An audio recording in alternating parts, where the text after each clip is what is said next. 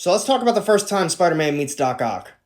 Dr. Octopus was a brilliant scientist that was working on an experiment one day and things went wrong. His experiment exploded and the radiation from the blast damaged his brain. Doc Ock realizes he can control the mechanical arms with his brain and decides to get back to work. Once he's back at his lab, Spidey shows up to the scene and that's when they have their first big fight. Spidey gets beat and he realizes he needs to figure out a plan to take down Dr. Octopus. Before they meet again, Spider-Man creates his own experiment that's going to help handle Doc Ock's mechanical arms. The chemical fuses together Doc Ock's mechanical arms and gives Spidey just enough time to take him down, and that's the first time Spidey takes on Doc Ock.